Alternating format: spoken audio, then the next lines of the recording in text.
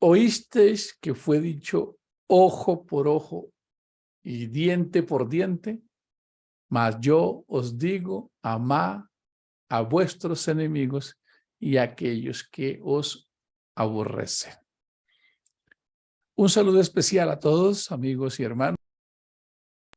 Qué alegría encontrarnos una vez más en este espacio de aprendizaje y de entrenamiento para esta vida, porque en la eterna ya tenemos quien se encargue de eso. Estaremos en una dimensión incorruptible. Estaremos bajo un principio de ley semejantes a la naturaleza de Cristo. Así que ninguno de los esfuerzos que hagamos aquí realmente nos van a aquilatar para estar allá. Creo que es al contrario, que cuando Cristo quiso que nosotros entendiéramos que ya teníamos en nuestra naturaleza ese perdón y esa restauración en nuestro ser interior, ahora nosotros pudiésemos enfocarnos a demostrar la embajada del reino de los cielos en este planeta. Así es que lo dice la palabra. Pablo lo expresa muy bien cuando nos califica como embajadores. Sí, somos embajadores. También creo que es el apóstol Pedro quien dice, téngannos los hombres por administradores de las cosas celestiales. Es decir, cuando nos hacemos obedientes a su mensaje, empiezan a suceder cosas en nosotros que tienen como resultado de la naturaleza de Dios en nuestras vidas. Hay una noticia maravillosa y es que el Señor Jesús vino a buscar a los enfermos. Los judíos se sorprendieron y escandalizaron con Jesús cuando una mujer lavaba sus pies. Y ellos pensaron dentro de sí, si este hombre fuera de Dios, no dejaría que esa mujer le lavara los pies, si supiera quién es esa mujer. De paso estaba comiendo con algunos estafadores que eran cobradores de impuestos y dijeron, y menos con esas joyitas que está comiendo. Jesús, con un principio omnisciente, divino, conocía todos esos pensamientos de ellos y él les responde, ¿no son los enfermos los que necesitan médicos? ¿Los aliviados? No. Aunque ellos realmente lo que estaban haciendo era autojustificándose. Se creían justos y se creían bien delante de Dios. Y esto es lo que el Señor Jesús viene a restaurar. Así es, queridos amigos, como lo hemos mencionado, nunca antes en la historia de la humanidad había cogido tanta fuerza el dicho que confundir era una gran oportunidad para sacar provecho de nosotros. Claro, nuestra ingenuidad, nuestro desconocimiento sumado a nuestro deseo humano de siempre estar bien o en una línea de hedonismo, todavía nos hace mucho más frágiles ante las circunstancias y ante nosotros mismos. Es increíble esto que hemos venido afirmando, que sí hay una fórmula para restaurar al mundo. Sí la hay. Sí hay una solución para que cualquier sociedad pudiese vivir en paz y en amor y en justicia. De hecho, esos son los postulados de la Constitución del reino de los cielos. El Señor Jesús lo expresó muy bien. Dice, la vida del hombre no depende de los bienes que tiene, ¿verdad? Porque el reino de los cielos no es ni comida ni bebida. Y también se expresa muy sabiamente que el reino de los cielos es justicia, paz y gozo en el Espíritu de Dios. Esto debe quedar muy claro. Imagínense que en nuestro país viviéramos bajo estos tres pilares. Justicia, es decir, ninguno excede sus propios derechos, tiene una ley de límite que le permite saber hasta dónde llega para no traspasar los linderos del derecho y del bienestar del otro. Paz significaría una gran cantidad. Esto es maravilloso. ¿Por qué? Porque evitaríamos primeramente casi 1 millón de personas que se van a suicidar todos los años, homicidios, pleitos, una cantidad de cosas porque tenemos paz en el corazón. Gozo, seríamos naciones que viviríamos siempre con una buena actitud, bajarían los cuadros de enfermedades por hipertensión, no se somatizarían enfermedades, cáncer, úlceras gástricas, toda una cantidad. Eso ya está en el reino de los cielos.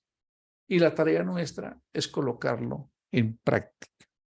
El estrés y la ansiedad y todas estas circunstancias hacen que a los seres humanos, un poco más marcado en las mujeres, haya despigmentación de la piel, manchas en la piel, arrugas prematuras, caída de cabellos, enfermedades de los intestinos, porque el estrés se filtran toda esa cantidad de sustratos, nos intoxicamos.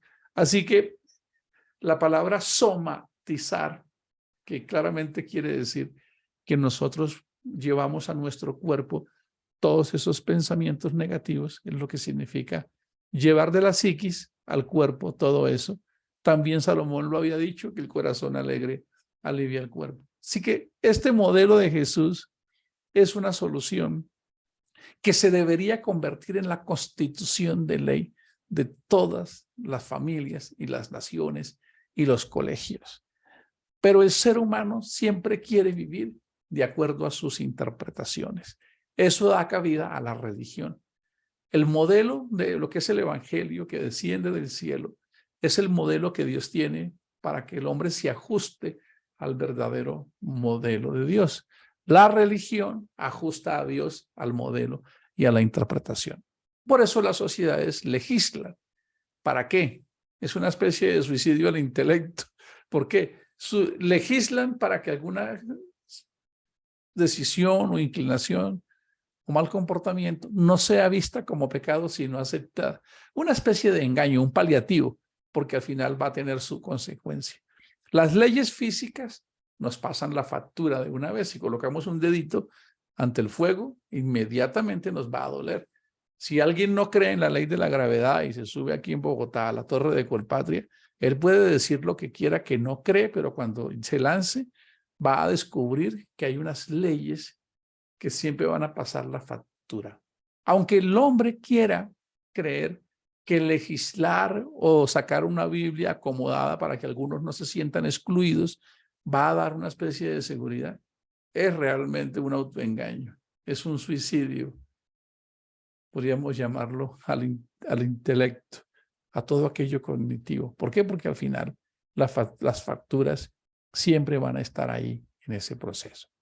Así que en buena hora, todos aquellos, empezando por este servidor, enfermos del corazón, enfermos del alma, llenos de envidia, de orgullos, de equivocaciones y de errores, de pasiones y egoísmos, de ambiciones desenfrenadas, nos hemos dejado seducir por este mensaje y hemos empezado a dar pasos queriendo cada día no ser eso que éramos antes. Qué bueno que podemos nacer de nuevo y cambiar. Sea la oportunidad para liberarnos del pasado. No podemos seguir cargando el pasado si Cristo nos perdonó. Bueno, ya vimos que el apóstol Pablo se esforzaba en gran manera para que supieran que estaba en el grupo de los buenos. Así los de Damasco decían que Pablo los confundía y ellos decían, pero si hace unos poquitos días estaba arrastrando a Jacobo, a Teresa y a María, y él mismo los cogía de los cabellos, los arrastraba y los llevaba ante los magistrados para que los encarcelaran. Es más, él fue el cómplice de la muerte de Esteban, estaba ahí cuando mataron, él aprobó la muerte de Esteban. ¿Qué hace este hombre ahora hablando de Dios? Es una locura, es un hipócrita, es un fariseo. Seguramente eso nos pasa a todos con los seres cercanos o aquellos que conocen quiénes éramos nosotros. Y esa es la gran noticia que la sociedad no quiere aceptar, que Él puede repararnos, que Él puede darnos un corazón nuevo, que puede hacernos nuevas criaturas y nacer de nuevo. Es la profecía que está por allá en Ezequiel, donde dice que llegará un momento en que Él va a esparcir agua limpia sobre nosotros y quitará ese corazón de carne duro y nos dará un corazón sensible a su palabra y pondrá su espíritu en nosotros. ¡Wow! Es la más grande de las poesías o de los poemas que da solución a la problemática del corazón del hombre. Estamos en este camino y nos demanda una responsabilidad muy grande para que nosotros, viviendo en este camino, tengamos la conciencia de hacernos responsables de nuestras acciones y de nuestras actitudes y nuestros comportamientos. Posiblemente en la convivencia diaria, siempre alguien se recargará sobre otro y alguien tendrá que sobrellevarlo. Es un equilibrio en la justicia del que está llevando la carga, entender al otro, pero también es una responsabilidad del otro hacer un alto y reflexionar que puede encontrar otra versión de sí mismo para ayudar a que las cosas sean fáciles. En sí, ya llevar la vida es un desafío y todos lo sabemos. Cuando vemos lo que pasa en la vida de cada familia, los retos de salud, de economía, de estado de ánimo, las relaciones de convivencia entre parejas, esos estados de ánimo, el carácter, todas estas circunstancias con las que luchamos en el día a día y en que nos estamos perdiendo.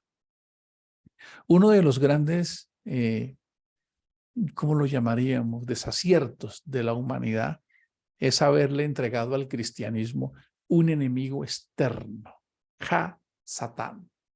Digo, sí, y ustedes se encuentran que los cristianos hacen guerras espirituales por luchar con un enemigo externo. Ya tendremos la oportunidad de sacar a la luz la información precisa sobre lo que significa esta expresión, que solo se encuentra 4 veces en lo que los cristianos conocen como el primer pacto, y solamente se refiere a alguien que está cumpliendo una función de acusador. Recordemos que en un juicio el fiscal no condena, solo puede presentar aquellas circunstancias que dejan ver lo mal que alguien hace, pero no es el responsable de juzgar.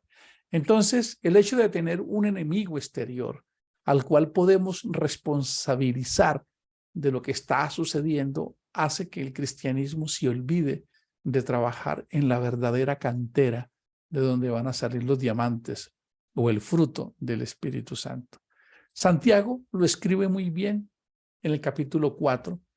En la traducción lenguaje actual dice de la siguiente manera: las guerras y los pleitos. Dicen, ¿saben por qué hay guerras y pleitos entre ustedes? Pues porque no saben dominar su egoísmo y su maldad. Ahí sale la palabra ego otra vez. Son tan envidiosos que quisieran tenerlo todo, y cuando no lo pueden conseguir, son capaces hasta de pelear, matar y promover la guerra, pero ni así pueden conseguir lo que quieren. Ustedes no tienen porque no se lo piden a Dios, y cuando piden lo hacen mal porque lo único que quieren es satisfacer sus malos deseos de este reino, y ustedes ya son de otro reino. Ustedes no aman a Dios ni le obedecen, pero ¿acaso no saben que hacerse amigo del mundo es volverse enemigo de Dios? Pues así es, si ustedes aman lo malo del mundo, se constituyen en adversarios de Dios. Este mensaje que está aquí deja entrever que ya Pablo lo había dicho, que el Señor Jesús lo había dicho, que nada de lo exterior realmente afecta el comportamiento conductual, sino que son nuestras acciones las que descubren nuestro ser interior. Y es ahí de nuestro corazón de donde está surgiendo todo este proceso. La autopromoción de hacer que mis derechos sean respetados, nada más en conversaciones de la vida cotidiana, porque no fui escuchado o atendido, porque el ego siempre quiere ser reparado, reconocido, y en eso tenemos un gran desafío, todos los seres humanos, empezando por este servidor.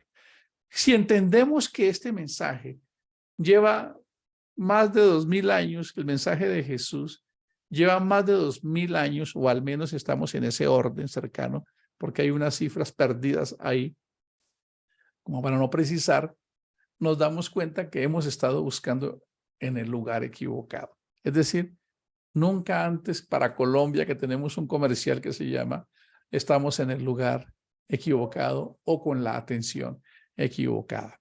Hoy nos corresponde hablar sobre el capítulo de Mateo 5, un poco complejo de explicar, ¿verdad? Vamos a leerlo. Dice, otra de las enseñanzas fue, si alguien le saca un ojo a otro, también a él se le sacará un ojo. Si se le rompe un diente, también a él se le romperá otro. Pero ahora yo les digo, no traten de vengarse de quien les hace daño. Si alguien les da una bofetada en la mejilla derecha, pídanle que les pegue también en la izquierda. Si alguien los acusa ante un juez y quiere quitarles la camisa, denle también abrigo. Esto es un mensaje que pareciese como para los marcianos en nuestro planeta, ¿verdad? Si alguien los acusa ante un juez y quiere quitarles la camisa, denle también el abrigo. Si un soldado los obliga a llevar una carga por 1 kilómetro, llévenla 2 kilómetros. Quizás este mensaje no ha sido bien interpretado. ¿Y por qué no ha sido bien interpretado? Porque ya había sido tergiversado. Eso es importante que lo tengamos en cuenta. Recordemos que el Señor Jesús está reparando el verdadero significado y el espíritu de la ley. Los fariseos ya habían manipulado también este mandamiento que está en Levítico y en Deuteronomio y que es conocido como la ley del talión. Pero la ley del talión era una ley que venía desde el código Hammurabi, por allá desde Babilonia, y muchas costumbres de esas fueron insertadas en la cultura de Israel. ¿Para qué? Para proteger las normas de convivencia. Qué maravilloso saber que Dios había dejado normas de convivencia para los seres humanos, pero había una directriz para que el ser humano no se excediera, como siempre, por temor, ¿lo recuerdan? ¿A quién no le da temor infringir la ley sabiendo que hay un castigo? Es como una especie de tutor del alma que te dice, no hagas eso porque eres castigado. Y después, si de todos modos, a pesar de eso, porque el ser humano es así, a Adán y Eva y le dijeron, no pasen por ese puente porque allá los van a matar. Ellos dijeron, quiero ver si es verdad. Y aunque Dios se los había dicho, como nos dice hoy, no hagan esto porque es pecado, no hagan esto porque está mal, el hombre va a encontrar siempre las razones para justificarse. Es que no pude contenerme, es que algo pasa en mí, es que yo, hoy en día con los derechos exacerbados, pues tenemos el inconveniente. Entonces, el objetivo de este mensaje, primero, era colocar una especie de obstáculo o de temor para que el hombre no llegara al pecado. Pero después de que se cometiera, para que el hombre no tomara venganza, para que cada uno no tomara venganza personal y de pronto alguien que había herido a alguien terminara matando al otro. Entonces se crea una ley de regulación para que el afectado no se vengue, sino que sea por todo un Sanedrín llevar a cabo esta justicia. ¿Qué habían hecho los fariseos? Los fariseos lo que habían hecho era tomar esto como un castigo. De hecho, apedrearon a Esteban, ¿lo recuerdan? Apedrearon y llevaron a Jesús a la cruz. Y ellos lo sabían, porque cuando Pilato le dijo, pues crucifíquenlo ustedes, ellos lo dijeron, a nosotros no nos está permitido esto. Entonces, cuando nosotros los seres humanos, lo que el Señor Jesús les está enseñando a esos fariseos y que nos debe quedar a nosotros como una enseñanza de altísimo nivel, es que debemos estar acorde a la escritura. Pero los fariseos estaban propendiendo por su ego, por la venganza y por el revanchismo. Sucede en el día a día en menor escala. Por eso Jesús dijo, cuando tú te disgustas con una rabia impresionante con alguien, ya tienes la semilla del asesino en tu corazón. Es increíble lo que Jesús nos pone un estándar muy alto, porque era lo que hacían los fariseos. Se vengaban, es decir, hacían todo aquello que iba en contra, que es lo que el cuadro más claro es cuando Jesús viene y los increpa. Ellos decidieron llevar a Jesús a la muerte al precio que fuera. Es ahí donde se consuma esta enseñanza de que habían pervertido la ley y cuando había algo que afectaba su ego, su orgullo, pues ellos iban siempre a atacar a alguien hasta quitarle la vida, como lo dijeron con Pablo una vez por allá 40 hombres, dijeron, no comeremos ni dormiremos hasta que le quitemos la vida a este hombre. Entonces lo que el Señor Jesús está enseñando es que si antes se daba una ley de ese nivel, ahora nosotros debíamos pasar a un estándar. Pero surge una pregunta y entonces debemos aguantarnos todo. No, no es así, porque el mismo Jesús volcó las mesas, porque el mismo Pablo le dijo por allá al sumo sacerdote, pared blanqueada, y así sucesivamente Pedro y Pablo tuvieron disgustos por reclamar algo que no estaba bien hecho. También en Mateo más adelante lo vamos a ver que si alguien falla en una comunidad, debe ser llamado y debe ser reconocido en lo que se hace malo, y si esa persona no decide cambiar, va a ser tenido como alguien que es un incrédulo o quien no es parte de la comunidad. Así que no es un dictado a que nosotros tenemos que ser unos serviles en circunstancias difíciles, sino que Él nos está enseñando a tener un equilibrio, a no tomar venganza y exceder la ley como lo estaban haciendo los fariseos. Nosotros hoy no nos vengamos matando a alguien, pero nos vengamos disgustándonos, odiando a alguien, causando conflicto, haciendo que los días sean conflictivos, llenando los corazones de amargura de los que viven en casa. Hay opaquez, hay un día cargado, como que las personas dicen, uy, no, qué aburrimiento vivir aquí en esta casa, y se forman unos conflictos y se van cargando unos corazones de amargura, de tristeza, y todo el mundo quiere escapar. Es más, en los recuentos, muchas personas se fueron de sus casas y se casaron escapando a la presión que había o a esa rigidez que había en su momento. Entonces, en esa época se llevaban a extremo porque era una muerte física, pero en esta época todavía nosotros seguimos en una muerte de sueños, en una muerte de emocionalidad.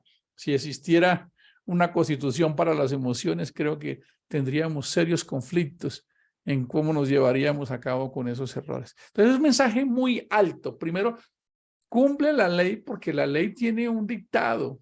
La ley lo tiene, pero tú no te puedes vengar. No tomes la venganza por ti mismo y guarda un equilibrio en todas las cosas. Pero sigue diciendo sobre el orgullo y el ego, porque realmente este capítulo lo que quiere enseñarnos es sobre nuestro ego. Y hoy sí que se habla de los derechos de los homicidas, los derechos de los pedófilos, hoy estamos en la sociedad de los derechos, y una sociedad que siempre está pensando en los derechos, casi siempre es una sociedad que le cuesta mucho trabajo responder a los deberes, y es lo que Jesús está enseñándonos acá, en que debemos guardar un equilibrio en no ser nosotros quienes nos apropiemos de la ley y que estemos en un justo proceder, pero que también nosotros sepamos comportarnos en el día a día para que esto no se nos convierta en una carga a nosotros. Y sigue otras cosas ahí, habla de la bofetada, habla de aquel que te quite una capa. Todo eso está enmarcado en una cultura hebrea, hay que saberlo entender. Para alguien ser golpeado con una bofetada para un hebreo, y en esa época, y aún sigue siendo, era algo muy ofensivo. Entonces, él lo resalta como una forma, no solamente para el que la recibe, sino para el que la da. Siempre nos estamos enfocando en el que recibe, pero él también quería que nosotros pensáramos, ¿y tú en qué posición estás? ¿En el que la recibes o en el que la das? ¿Eres tú el que siempre quiere avasallar, herir, hacer sentir mal a alguien? Porque casi siempre nos quedamos en que pongamos la mejilla. Realmente él quería decirle, no golpees la mejilla de otro. No seas tú el que causa el dolor al otro. No seas tú la causa de otro, del dolor. Aunque Jesús sí colocó sus mejillas y nosotros lo sabemos, porque ya nosotros nos dimos cuenta que si nos pisan, ya estamos disgustados. Si nos cierran en un semáforo, ya estamos peleados. Si hay una conversación en casa que no nos gusta, ya estamos disgustados. Quiere decir que no vamos a estar en la capacidad de colocar la mejilla, como estamos hablando acá, pero sí podemos rescatar si yo soy el que está golpeando la mejilla y si yo soy el que está quitándole la capa. Cuando se habla de la capa es porque se hablaba de que había debajo de las vestiduras una capa de protección para el frío, y cuando una persona la tenía era exponerla al frío en la noche. Entonces lo que está diciendo, no le niegues la capa a alguien por nada del mundo, porque vas a ir en injusticia. Entonces hay que filtrarlo por la cultura hebrea. Si alguien te dice que lleve contigo una milla, ve con ella 2. Es el carácter, lo que está representando aquí es el carácter de un ciudadano del reino de los cielos, ¿Qué era esa cultura? En esa época, un militar podía coger a un ciudadano, como le pasó a José, al que cargó la cruz, que lo pusieron a cargar la cruz de Jesús. Era ley como una especie de tributo social, que si un soldado pasaba por una ciudad y estaba muy cansado, podía llamar a un ciudadano y decirle, hey, señor, ayúdame con esta carga 1 milla. Estaba regulado así, entonces él podía cargar 1 milla. Jesús dice, vayan más allá, superen las expectativas, es decir, coloquen la milla extra, no sean siervos inútiles, vayan más allá del estándar. Así que estos mensajes de Jesús que están aquí escondidos hace 2000 años, más de 2000 años, son la fórmula para que nosotros podamos tener un mundo en paz, pero no fuimos capaces de colocarlo en práctica. No fuimos capaces nosotros de dirigirnos a nosotros mismos. Aún después de llevar tantos años en el cristianismo, todavía nos damos cuenta lo lejos que estamos de vivir este modelo. Así que no es hora de echarle la culpa a un enemigo externo, no es hora de buscar responsables externos, es hora de enfrentar este mensaje, de vernos frente al espejo, como lo dice Santiago, mirar profundamente hacia nosotros, en un equilibrio, no para quedarnos en el pasado llorando por los miserables que fuimos y por todos los errores, sino por el potencial que hay dentro de mí cuando Él viene a habitar en mí para que yo pueda transformarme en ese modelo que Él quiera, en el que yo ya no me quiero vengar. Claro, allá en esa época era apedreando, pero ¿cómo te vengas tú en el día a día? ¿Quieres siempre ser reparado, reconocido? ¿Quieres tener siempre la razón? Pues cuando eso suceda y en tu corazón haya esa ira y ese odio, ya eres un potencial homicida, es lo que dice más arriba. Cuando tú ves a una mujer solo para codiciarla, en esa época los apedreaban, pero no creas que yo no me estoy dando cuenta de tu corazón, ya eres un adúltero. ¿Quieres cambiar a esa esposa o a ese esposo por alguna circunstancia? ¿No será que hay un corazón escondido queriendo reclamar otra cosa? Yo quiero decirles que yo a veces pienso muchas cosas como humano, porque sí que tengo líos con este señor y todos se nos pasan pensamientos e ideas. Así que este mensaje sigue vigente. Pero qué bueno que hoy nosotros al escucharlo dijéramos, oye, sí, mira, imaginémonos que la sociedad estuviese metida en un virus parecido al que acabamos de pasar. Y es la enfermedad del pecado y de la rabia y de la hecatombe social. Y tuviésemos una vacuna. Nada más coloquémoslo con el cáncer. ¿Cuántas personas cercanas no hemos perdido por esta terrible enfermedad? Si tuviéramos a nuestro alcance la oportunidad de tener esa medicina del cáncer a nuestro alcance y disponibilidad, ¿qué haríamos nosotros por alguien que tiene cáncer? ¿Verdad que correríamos? Seguramente dedicaríamos nuestra vida a llevarlo a todo lugar donde encontremos a alguien que tiene cáncer. Pues hoy es similar. Hay un cáncer en el corazón, hay un cáncer en la mente y en el ser interior del hombre que no está siendo curado. Pero lo tremendo es que este cáncer es global, lo tenemos todos los seres humanos y es el cáncer del ego, del egoísmo, de la carnalidad, del deseo de fallar. Así que lo primero que hay que hacer es que nosotros nos curemos a través de esta palabra. Y mientras nos estamos curando, porque si esperamos a que estemos así, pues seguramente no vamos a hacer nada. Es en medio de la cura como los 10 leprosos. Vayan y preséntense ante el sacerdote. Ellos no fueron sanados en el momento. Ellos fueron sanados mientras iban caminando. Fueron caminando, fueron creyendo y sus cuerpos fueron sanados. Si creemos este mensaje, porque hoy podemos decirlo públicamente, este mensaje que Jesús proyectó hace 2000 años sigue más vigente que nunca y sí es una solución eficaz para transformar este mundo. ¿Qué vamos a hacer? Esa es nuestra responsabilidad. Bendiciones para todos. Nos vemos mañana.